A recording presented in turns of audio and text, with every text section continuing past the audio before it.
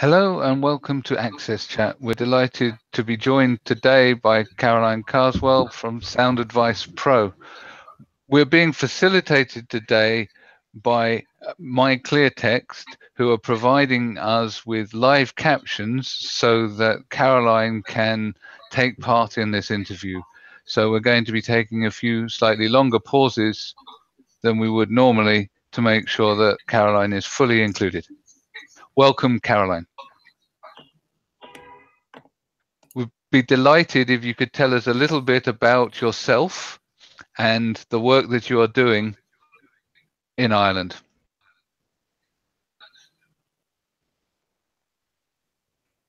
Really great to be here today. Thank you for having me.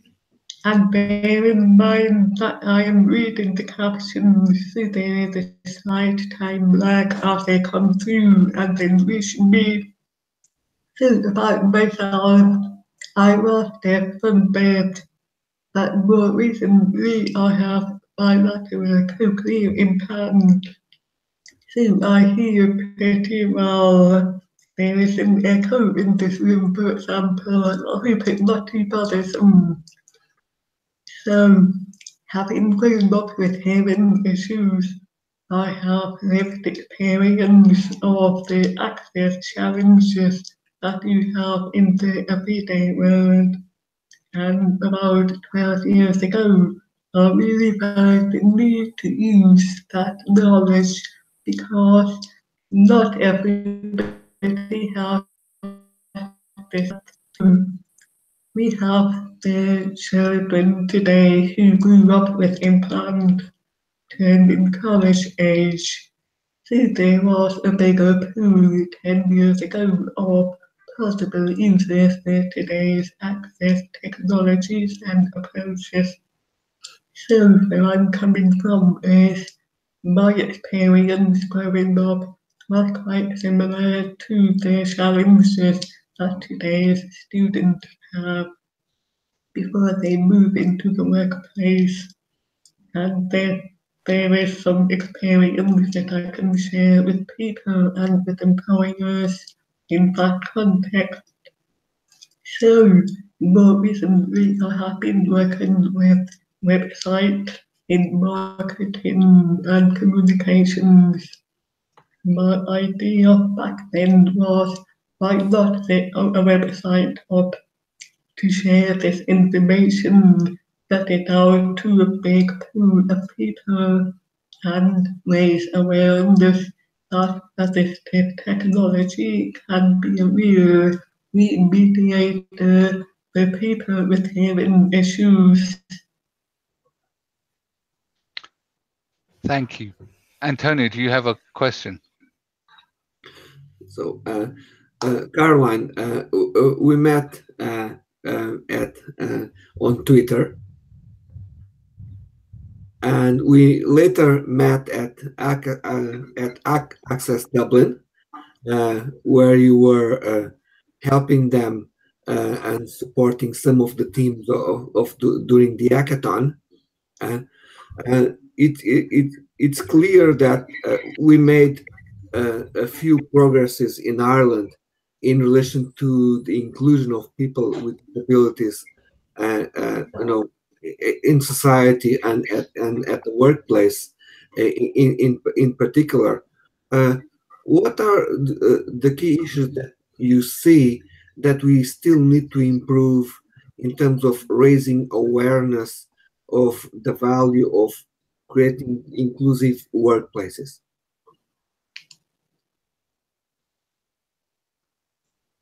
I find for people with hearing issues, the experience is very diverse, and people need to know about that. For example, some people will prefer captions and audio for access, whereas others prefer sign-based support and maybe interpreters, whether that's in person or remote. So really the high level thing that people need to know is that needs are individual. what works for one person with hearing issues won't work for another person, if that makes sense.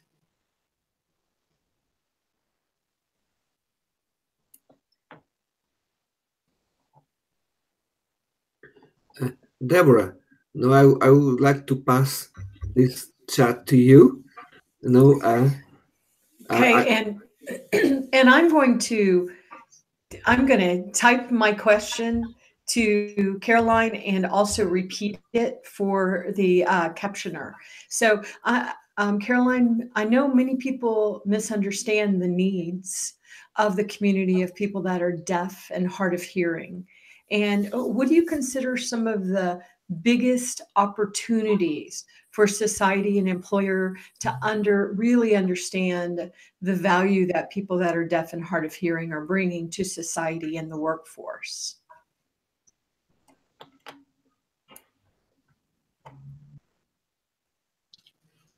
It is to have working technology.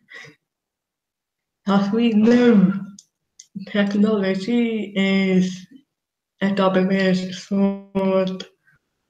When they work really well. So, one challenge is to get people to understand that what works for one person might also benefit everybody. One example is captions, because they don't just benefit people with hearing issues, they benefit people with autism and maybe English as a foreign language and other issues. So it's really getting that message through. Whereas in terms of employers, the services provide can really benefit everybody. In fact, the little tweaks a person brings to the team can improve their product and services for everybody. So it's not just a narrow focus, it is an approach, as we know here, that benefit everybody or users of that product or service.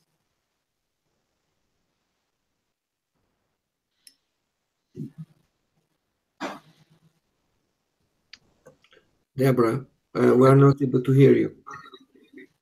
You should listen to the captions. Sorry. I was on mute because anyway. So Caroline, my husband is now severely hard of hearing, and my daughter, born with Down syndrome, both have benefited for captioning as well as the rest of society. So I think it's a good example that you gave of captioning, how it benefits everyone in society.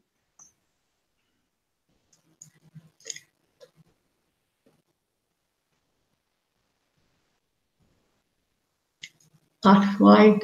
I am slightly unclear how captions benefit a person with DS. Maybe you could enlighten us in that. Yes, how my daughter Sarah with Down syndrome has been positively impacted by captioning is she uses it to better understand the program that she's watching or listening to.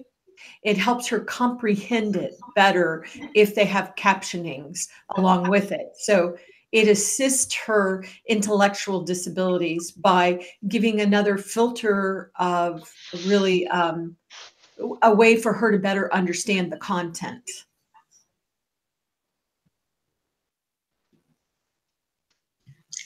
What you're saying is she is seeing and hearing at the same time, so that decodes. With the captions, she can decode the content both visually and orally. Well said, well said. I know that Neil has a question, so I'm going to turn it over to Neil to let him ask his question. But absolutely correct, Caroline. So, Caroline, we are in an age where multimedia is becoming more and more common on the internet, and we are seeing more and more audio and video being produced.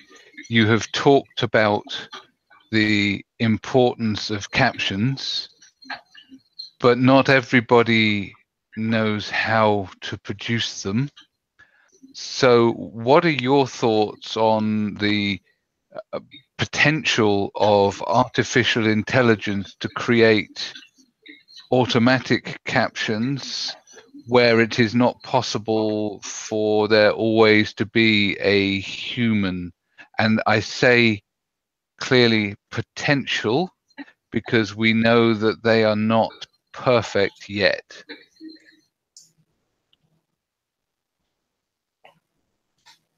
The great news is that firms like Microsoft and Amazon are really tackling this area. Just last week, Microsoft announced their Translate product that Rochester Institute in New York will be using this product to generate captions in lectures for students with hearing issues from different countries. So those captions can go to the student's mobile device or to the screen behind the professor who is speaking. I'm excited about that because it sounds like a very workable option with artificial intelligence. Whereas Amazon has a slightly different focus with transcribe product. And that is for video calls. So you never know, next time we talk, if the transcription might be from Amazon technology. Yeah. I'm personally excited by the potential that this gives for us to include people in places that we weren't able to before, because although we have live captions with a real professional today, that's the number of real professionals is quite small and the need is quite large and growing.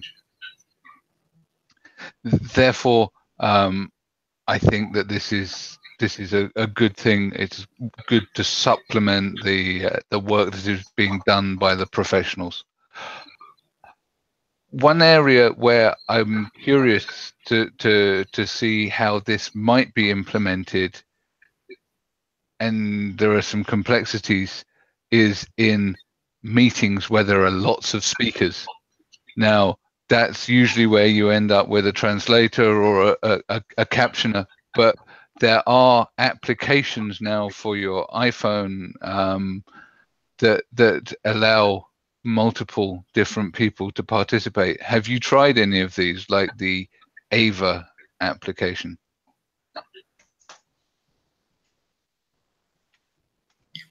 I haven't tried them personally because I find they are still very early stage and some apps are still emerging, so they might not quite be up to speed with machine input like products from, say, Microsoft or from Amazon, because what may happen is that the big firms, the big tech firms, may acquire the smaller firms to bring that expertise in-house.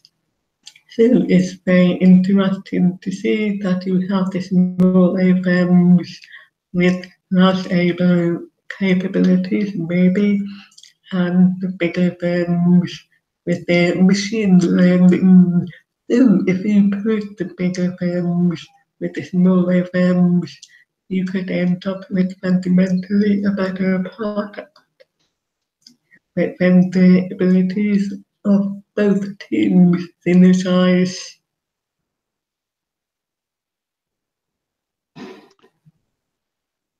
I know for sure that lots of large tech firms are looking at the innovation that is happening with the smaller companies and wanting to make what they call acqui-hires, whereby they're looking for the people and they buy the company.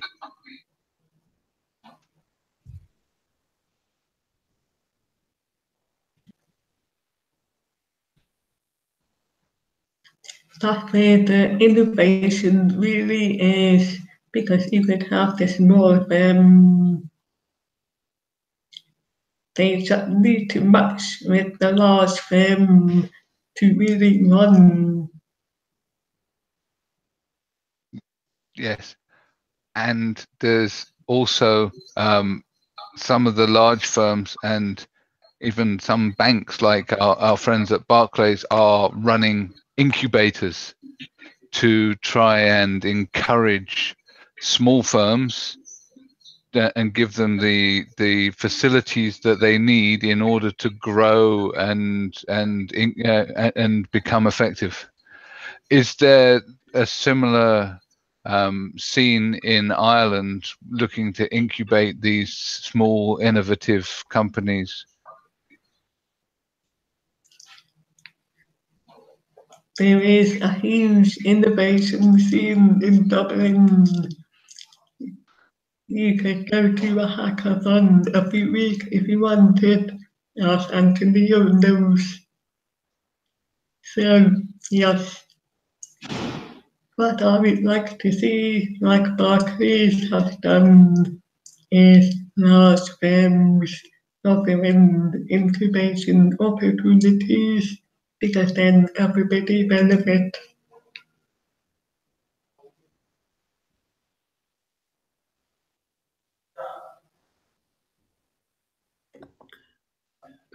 Caroline,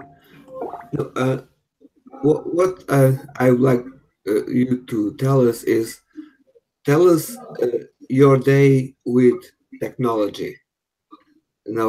What type of technology are you using today in order to work, to communicate?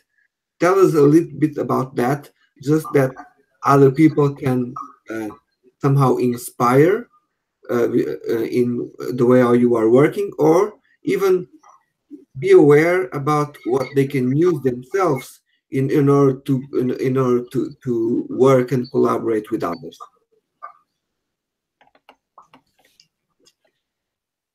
First of all, I wake up with a vibrating alarm clock. It's in my pillow. It's like an earthquake. So after that, I put on my hearing devices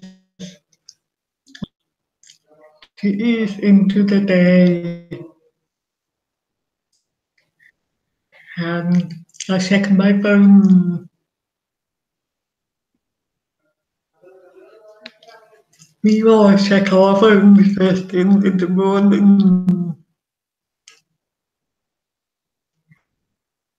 So based on the to-do list, I will hit the desk and do the deep work first thing in the morning. Mainly email, a bit of writing, a bit of research, the thinking stuff.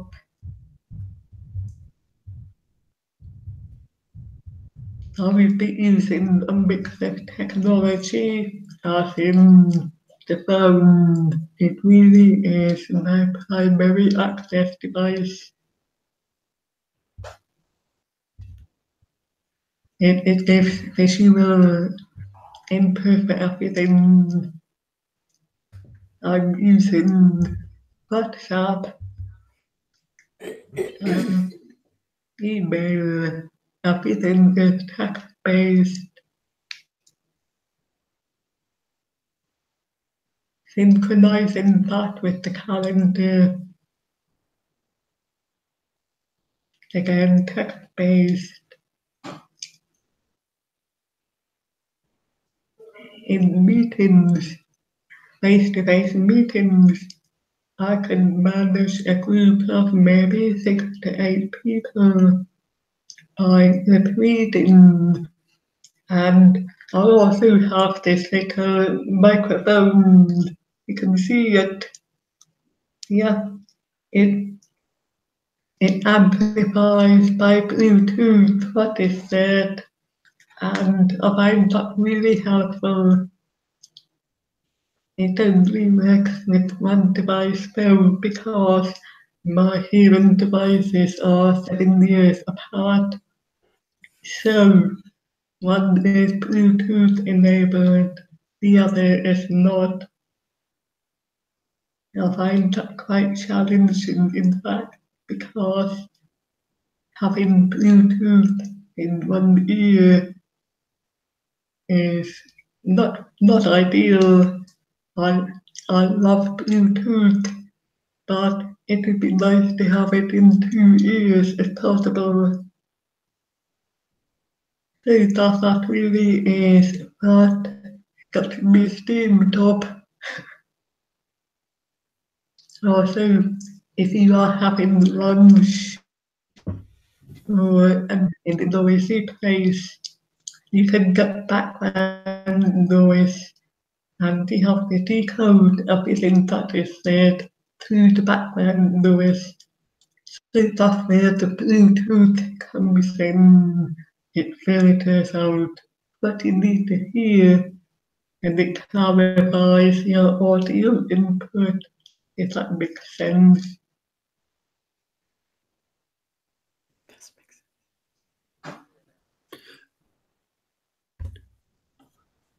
What phone are you using?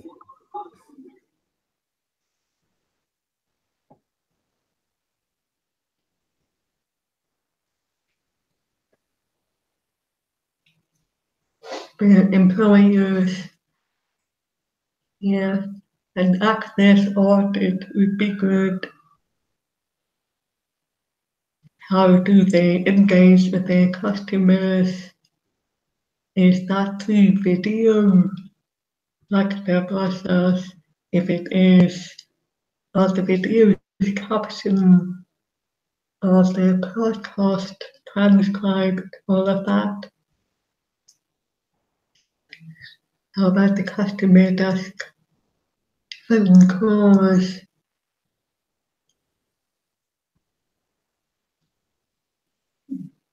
The phone is really very difficult because so many people are working through a phone, even when they hit a web chat or an email option. They always come back to the phone. That can be very, very difficult because you really don't want to get another person to phone on your behalf, but sometimes that is the only option. Caroline, it appears that when people lose their hearing later in life, they often start feeling isolated and getting isolated, and they don't know how to communicate with their loved ones. And we see it happening, when people are still working. I know it happened to our family. My father-in-law gradually lost his hearing until he was deaf, and he became very isolated. And until we found out how to get technologies to support him, it was a real stressful for the family. Also, I just wanted to point out that according to Facebook, 80 to 85% of videos are watched with the sound off. So if the video content providers, which is us, if we are not captioning our videos, then we're leaving everybody out. So I just wonder what advice you have for employers to support their employees that might lose their hearing, as they're working for them later in life.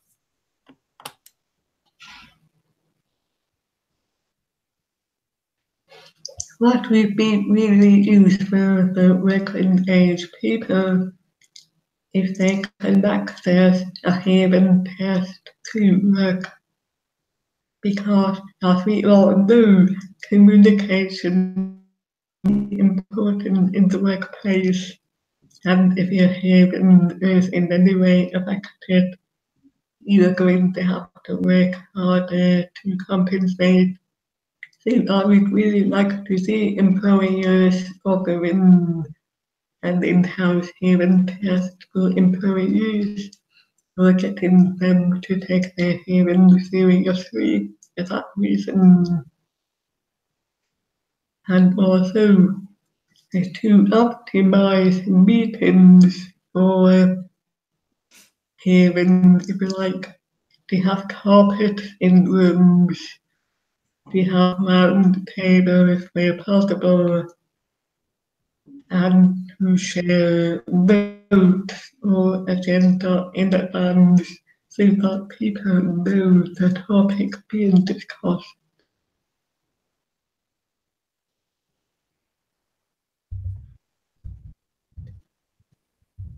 Also, if managers can take the time to chat with their employees on a one-to-one basis in the quiet room every so often, that is really a number one, because then any issues can be raised. That assuming you have a good relationship with your manager, and taking time to this chat can be really useful in that way.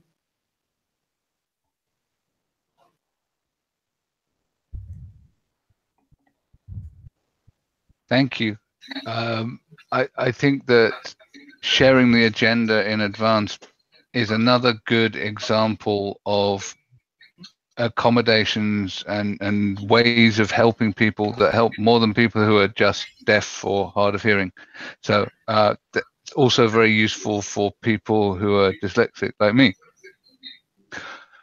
because I'm pretty rubbish at keeping track of things and meeting notes and so on and so forth. Transcripts would be great, because taking notes in meetings fries my working memory. So likewise, there are multiple benefits to doing things accessibly. I was really interested in your comment about hearing tests at work. It's something that we don't see very often. We see people having health checks. They'll check blood pressure, body mass, heart rate. Why do you think that we don't check hearing? Is it because it's considered to be specialist?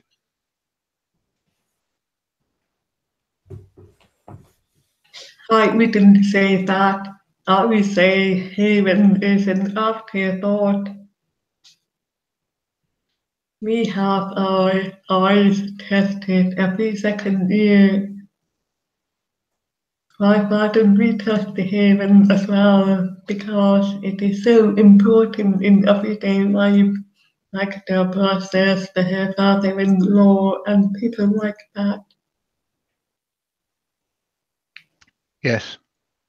And hearing loss can happen overnight as well. So it can be either very rapid, or you could a bit like with sometimes with your eyes getting worse over time, not notice. So again, getting checked up regularly and keeping track of the quality of hearing is important, because you may not notice at first that you're losing your hearing. So do you know of any employers that are actively engaged in encouraging employees to get tested or providing those tests? I would say spectators and boot chemists. as providers of hearing devices, they probably read in the UK in the high street area that boot the chemist and Specsavers. Okay. So Just to get those names. so the high street. Sorry. I don't know about the state. Yes, I got the names. Thank you. I was interested to know whether you had knowledge of any employers that were providing these services for employees, or if it's left to the employees to go and seek out hearing tests from places like Boots and Specsavers.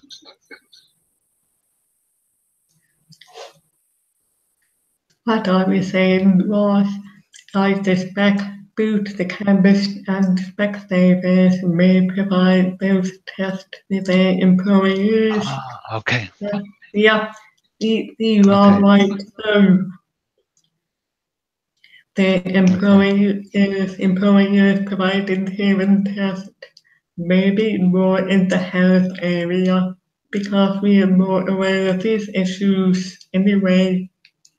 I wouldn't say that hearing tests are a priority for many employers, which is unfortunate.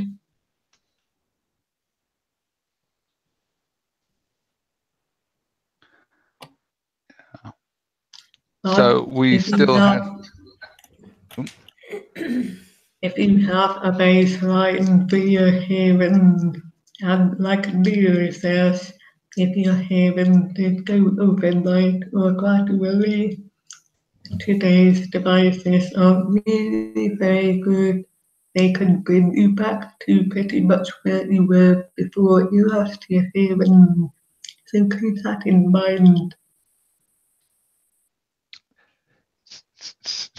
So yes, my mother and father both wear hearing aids.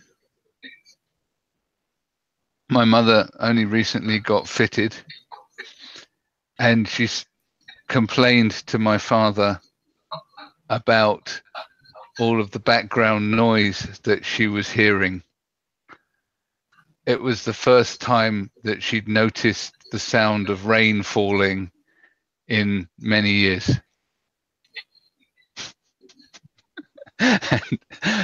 And she'd forgotten about all of the background noise until getting fitted with hearing aids. So that's a good example of how gradual hearing loss kind of creeps up on you, because she was unaware of sort of all of the stuff going on around her.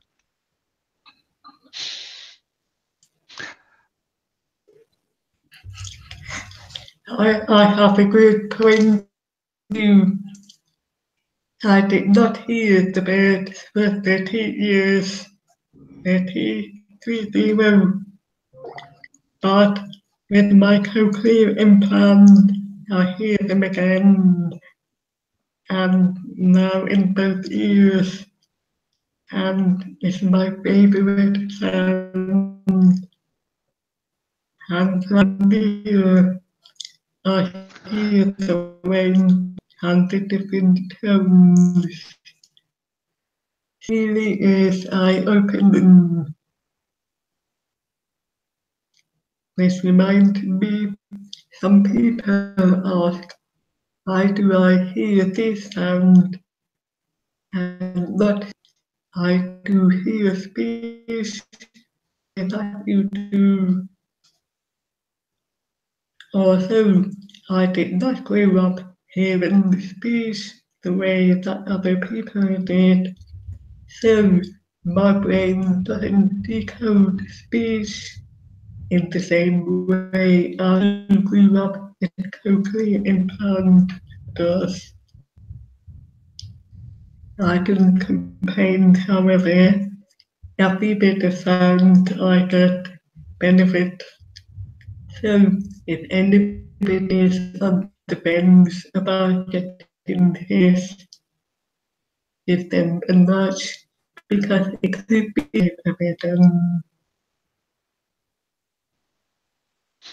That's really interesting because our brains are very adaptive, and so they wire themselves in different ways to make sure that they can handle information. But once you reach adulthood, a lot of that wiring has already taken place. So it's interesting to hear about how you process speech. Thank you very much for taking the time to speak with us today. We've reached the end of our half-hour interview. It's been a great pleasure talking with you, and we really look forward to interacting with you on Twitter. Thanks very much. It's been reading with you, and I'm looking forward to Tuesday on Twitter.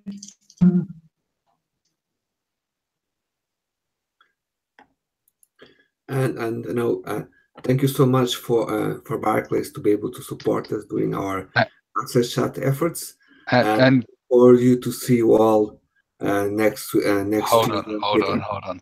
We need to thank My Clear Text too, because they've just facilitated this entire conversation, and it's been brilliant.